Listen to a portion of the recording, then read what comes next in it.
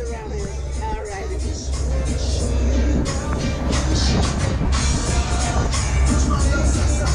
Say hi.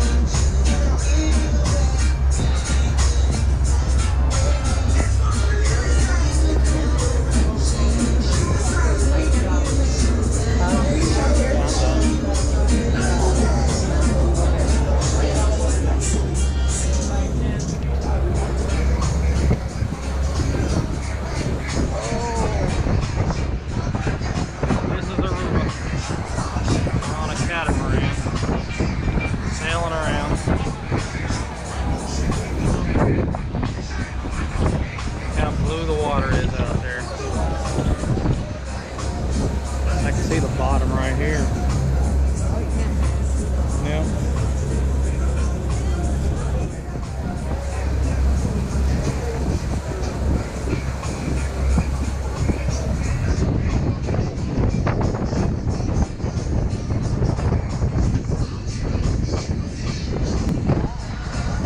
Does the screen shut off on it every now and then? Yeah. Okay.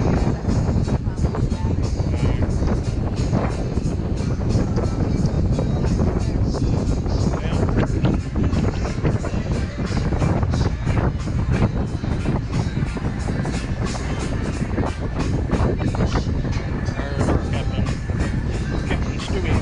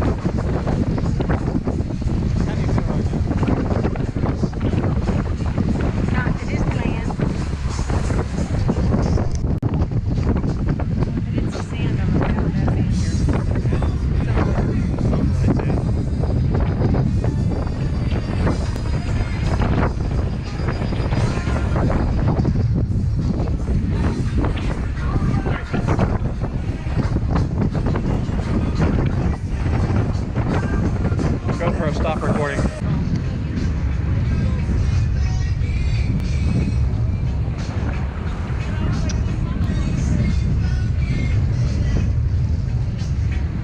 Those parasailers? Yep. Or kite people? Oh no, they're Kite the. Yes.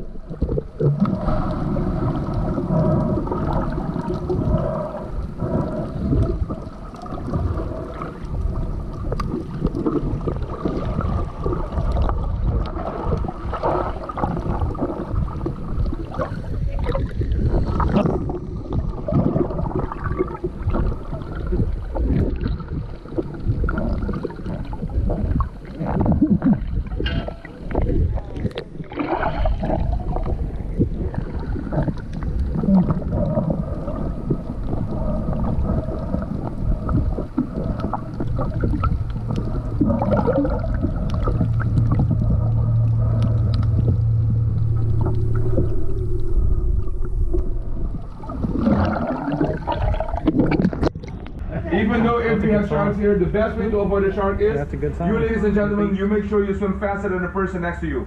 Always avoid a shark that way. But there's no need to worry, we don't have sharks here.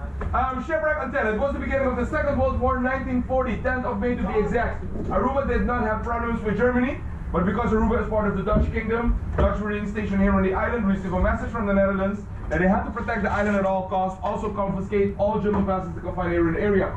Unfortunately, Antilla was one of them. Antilla was a cargo ship, was a brand new ship by the way, had supplies for the U-boats here in the Caribbean and also North America. So when the Dutch Marines went to the Germans and told the German captain to hand over his ship, the German captain did not like this idea because he thought if he hand over his ship to the Dutch will take over his ship, convert it into a battleship and use it against his own country. So he had a different plan in mind, but still he went and told the Dutch Marines to give him 24 hours to collect personal belongings. They can come the day after, he will give them the ship. Dutch Marines who were tired of sailing overseas, they thought 24 hours, you know something, you're gonna drink some beer, come back the next day, they got the ship from the Germans, easier said than done. What the German captain did in the meantime was, he steamed his ship to this area, dropped anchor, facing shore just like we are right now, and he sent two messages for his crew. There was 120 people on board. First message was for half of the crew to jump overboard, swim to shore, and the next message was for him and the rest of the crew to go down in the engine rooms, open up the water valves, let us see water penetrate the engine rooms. At that time they had steam engines, so when the water made contact with the red hot steam engines, boom, caused a big explosion. Everybody jumped in the water, swam to shore, made it all the way to shore. Once they were ashore, they got captured by the Dutch Marines again, and they were sent to a prison camp in Bonaire. That's one of our sister islands. You guys been to Bonaire already? No. No? Is it Curacao, right? Yeah, Curacao. And after Aruba, where you headed to? Home? It's over? That's it. So Aruba is your last port of call? Yes. Oh, so you guys saved the best for last. Yeah. Nice. Anyway, Bonaire is one of our sister islands. Everybody was sent over there because at that time we did not have a prison big enough for 120 people. But that's a long story we don't need to know. What we need to know, Carnival Horizon. Shipwreck Antilla is 440 foot in length.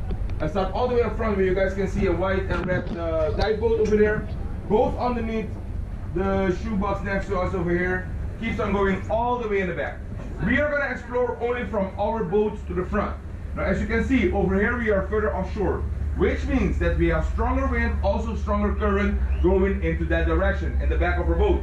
So that is why we ask everybody, once you're in the water, please, ladies and gentlemen, use your strength and energy to swim against the waves and the current. As soon as you feel tired or you're done exploring the shipwreck, let the waves and the current bring you back to us, okay?